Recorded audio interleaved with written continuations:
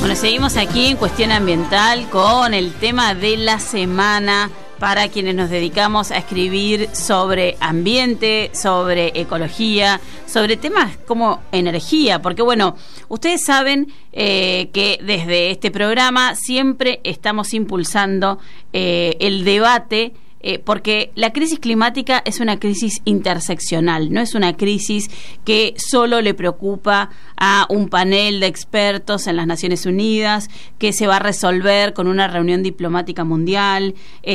No, esto tiene que ver con nuestra vida diaria, está relacionado con cómo nos afecta, no solamente a nosotros, sino también a nuestras economías, cómo tenemos que pensar y repensar nuestra matriz productiva, cuál es el país, cuál es el planeta, cuál es el terreno que le vamos a dejar a nuestros hijos, a nuestros nietos, porque lo que nosotros usamos hoy como recursos tiene que ser suficiente como para que quede algo, ¿no? Porque no podemos consumirnos todo. Bueno, esta semana, como ya veníamos anticipando, se conoció el reporte, el tercer reporte, el del Grupo de Trabajo número 3. En septiembre se va a conocer finalmente la síntesis de todo el reporte, que es uno de los reportes especiales del Panel Intergubernamental de Cambio Climático, el AR6, es el sexto informe que hace este panel de cientos de científicos de todo el mundo, y puntualmente hablaba sobre la mitigación, cómo hacer para poder generar un freno en el aumento de la temperatura promedio global, y cómo, digamos, en las distintas áreas, habla de ciudades, habla del sistema energético, habla también de cuáles podrían ser y las sugerencias para los distintos gobiernos de las políticas. Y una de las cosas que ya vienen quedando claro, antes en febrero habíamos conocido el reporte sobre adaptación, es que las acciones individuales son importantes, pero no alcanzan. O sea que los cambios tienen que ser integrales, tienen que ser colectivos, y obviamente que son las políticas públicas las que tienen que alinear esos cambios. Así que ahora vamos a escuchar y vamos a entrevistar a alguien que nos está escuchando desde Chile. Es el doctor Alex Godoy. Él es director del Centro de Investigación en Sustentabilidad y fue editor revisor del capítulo 13 del documento sobre políticas nacionales y subnacionales de este reporte que les mencionaba, y a quien le vamos a agradecer mucho por atendernos para empezar a hablar un poquito y ahondar en qué es lo que dice la letra chica de este reporte. Doctor Godoy, ¿cómo le va? Laura Rocha lo saluda. Hola Laura, ¿cómo está? ¿Me escuchan bien a la distancia? Muy bien, perfectamente, como si no nos separara una cordillera. No, es que somos pueblos hermanos, hace mucho tiempo. Hace mucho tiempo, sí, aunque hay veces que lo ignoramos, pero tenemos que recordarlo cada día. Y hablando de pueblos hermanos, hablando de ambiente, porque el ambiente tampoco reconoce ni fronteras ni límites geográficos, y bueno, la crisis climática es algo que nos afecta a todos, y a usted le tocó revisar la cuestión de políticas nacionales y subnacionales, ¿no? Porque, qué importantes son las políticas integrales y la gobernanza a la hora de poner en marcha todo lo que necesitamos poner con urgencia. Sí. A ver, el reporte es bastante claro en términos de que no es que no hemos hecho el esfuerzo suficiente, sino que las herramientas están, los paquetes de política están, pero la evidencia muestra de que a pesar que incluso tenemos los flujos económicos, los stocks de capital para poder invertir en distintos tipos de proyectos, estos no han sido focalizados a donde los realizamos. De hecho, el proyecto es bien interesante porque a nivel de políticas nacionales y subnacionales, el capítulo que a mí me tocó, digamos, trabajar, una de las conclusiones importantes es que muchas veces se pone foco en que la tecnología va a solucionar el problema, Laura. Y en realidad la evidencia muestra algo que es muy distinto, que podemos conseguir reducciones en términos de mitigación, en términos de gases de efecto invernadero, exclusivamente con paquetes de política y con paquetes de políticas que van en poder alinear los compromisos que tiene cada uno de los países, fíjate, con las acciones de los gobiernos locales. Pero ¿qué es lo que dice el capítulo, el 13 específicamente? Que no paradójicamente, grandes acciones se pueden ser hechas a nivel de los gobiernos locales, vamos a hablar de municipios, de gobiernos regionales, de gobiernos federales, pero que deben estar en línea con las principales directrices del país en términos de su totalidad para poder asignar fondos, por ejemplo, como poder potenciar ciertos programas que permita cumplir el acuerdo país. Entonces, ¿qué dice la evidencia? Que muchas veces los gobiernos locales o no están alineados a nivel central, o que muchas veces no hay fondos que tienen los gobiernos regionales que necesitan y que sí están alineados con la mitigación, pero que no están dentro de la asignación de fondos a nivel más transversal.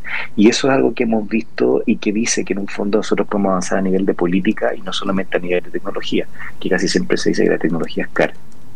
Bueno, en ese contexto que usted está mencionando, ¿no? Bueno, primero, la primera cosa que dijo, bueno, la tecnología no es lo que nos va a salvar, ¿no? Esta cosa de ciencia ficción pensada en que va a venir una nube mágica y va a poder frenar el calentamiento y absorber todos los gases de efecto invernadero, es un poco peligrosa, ¿no? Porque además, bueno, la tecnología también, o buena parte de la tecnología, es lo que nos trajo hasta acá. La otra cuestión que mencionaba también tiene que ver con esto de las políticas integrales. Y nada más y nada menos que el financiamiento, que es uno de los grandes debates en las cumbres internacionales, porque, bueno, ¿quién pone la plata? ¿Cómo la pone? ¿A quién le ponen la plata? ¿Y cuáles son los planes también de los gobiernos nacionales que necesitan esa plata, especialmente de los países en vías de desarrollo, para poder ser apoyados? En ese contexto, América Latina tiene hoy dos desafíos, porque, bueno, varios de los países apuestan y siguen apostando a los combustibles fósiles y al gas natural como combustible de transición. Y la otra cuestión también tiene que ver con, bueno, impulsemos las renovables, pero también hay un debate respecto de los extractivismos por los minerales críticos que se necesitan para poder fabricar, por ejemplo, los insumos para esas energías renovables, ¿no? Como el litio, el zinc, el cobre. Bueno, Chile es uno de esos países también que vive como este dilema. Entonces, ¿cómo hacemos, doctor? A ver, sí, lo que pasa es que, ojo, el extractivismo es digamos, un concepto que nace de las ciencias humanidades, que tiene que ver con el impacto obviamente, de la extracción, pero aquí quiero abstraerme un poco la parte ideológica y decir, bueno, si queremos hacer una electrificación, necesitamos sacar recursos. El tema no es la extracción de recursos per se, sino el cómo los extraímos, y ahí está el tema. Claro. Ya, entonces, un poco lo que tú decías, los gobiernos locales se enfrentan a una realidad local donde obviamente las políticas, como dicen los gringos farmacéuticas, dicen fit very well, como que ajustan muy bien, o sea, que en un fondo tienen una sensibilidad a los territorios que es mucho mayor que el gobierno central. Eso no significa que sean mejores los gobiernos locales. Hemos visto, por ejemplo, que muchas veces existen también continuidades de poder en términos y que a veces en realidad son más bien también políticas medio populistas. Entonces hay un tema humano detrás, Laura, que no nos podemos sacar, ¿ya? Y que, digamos, no es mejor ni el gobierno central ni el gobierno local. Pero dicho lo que tú dices, en realidad está en que más que el extractivismo como ideología, es decir, bueno, nosotros vamos a requerir un sinnúmero de materiales que deben entrar, en los cuales, primero, en el cómo se extrae, en la reducción del impacto de las comunidades locales, pero también en que estos consumen combustibles fósiles y que obviamente también tienen que ser reducidos.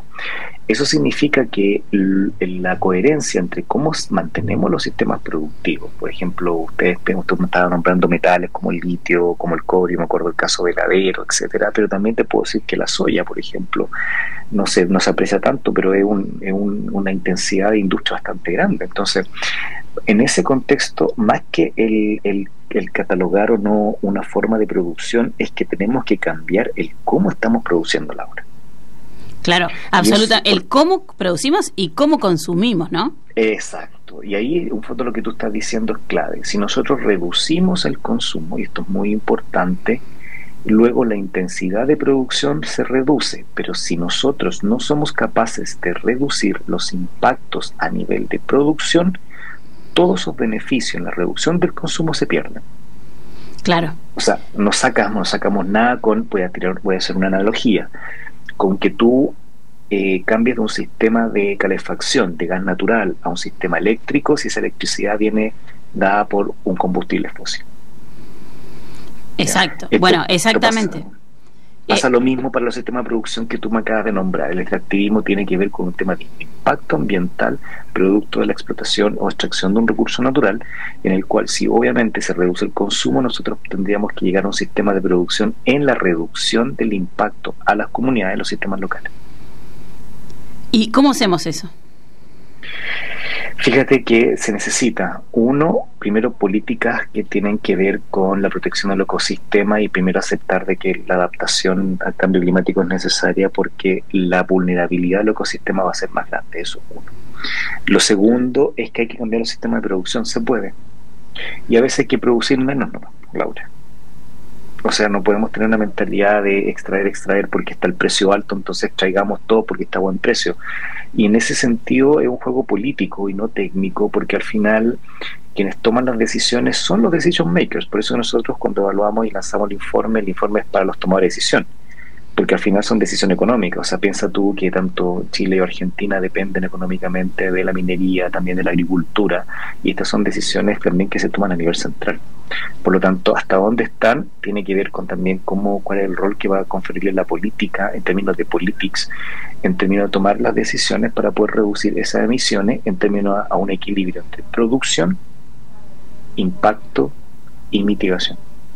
¿Y cómo evalúa, doctor, la cuestión en América Latina?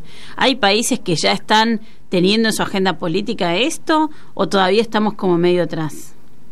Nosotros no podemos ni tenemos un ánimo de opinar sobre países en particular. Sí, lo que pasa con la región, que es la región, digamos, de Sudamérica o las Américas que le llamamos, hay un problema de apoyo económico. O sea, Latinoamérica no tiene los recursos, ni siquiera Chile tiene los recursos para avanzar en grandes reformas tecnológicas, porque al final tenemos una dependencia de los mercados. La exportación de materias primas son precios mucho más bajos que la exportación de productos manufacturados, eso lo sabemos. Entonces, dicho eso, la cooperación internacional y la transferencia tecnológica, Laura, es clave para los próximos años. O sea, te lo voy a caricaturizar.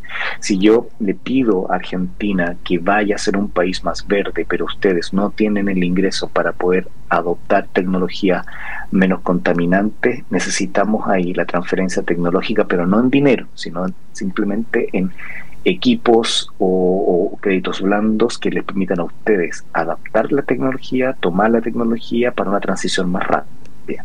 Sí. Pero eso requiere una negociación internacional que se juega cada año en las COP y que tú has visto que son bastante complejas.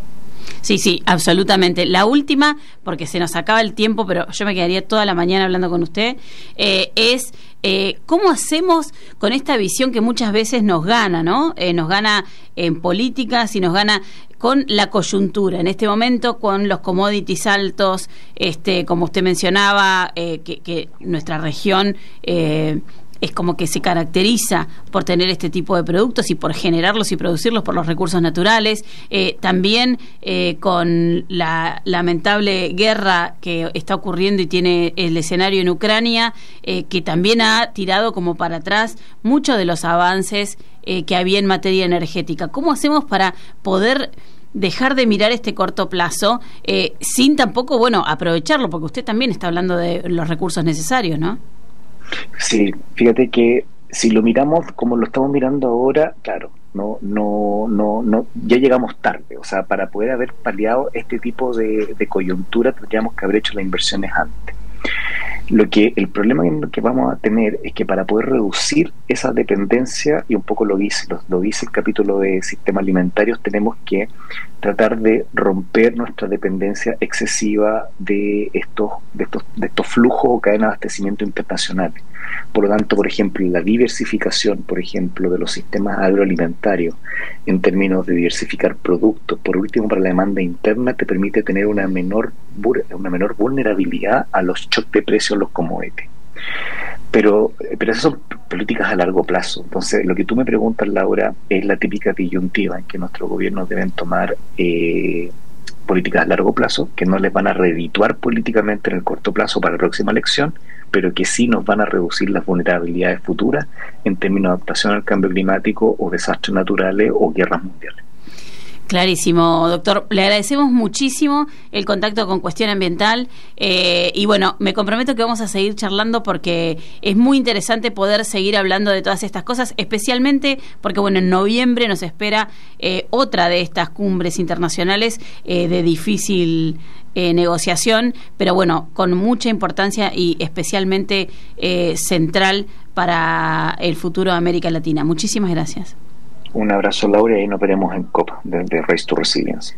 Muchísimas gracias. Bueno, entonces desde Chile nos atendía el doctor Alex Godoy, director del Centro de Investigación en Sustentabilidad. Él es editor, revisor del capítulo 13 del documento sobre políticas nacionales y subnacionales del Grupo de Trabajo 3 del IPCC, que se conoció el lunes, y bueno, hablaba de la importancia, ¿no?, de cuáles son las políticas nacionales, cómo tienen que ser emanadas desde los gobiernos, dijo algo, bueno, perfecto, que es con políticas a largo plazo. Ahora estamos tarde para discutir qué hacemos, por ejemplo, con esta coyuntura de guerra, con esta coyuntura de qué pasa cuando suben los commodities, porque bueno, lamentablemente vamos con el día a día y no con una planificación de largo plazo. Pero bueno, ya se me termina el tiempo, así que me voy a despedir. Les agradezco haber estado ahí, espero que les haya interesado el programa.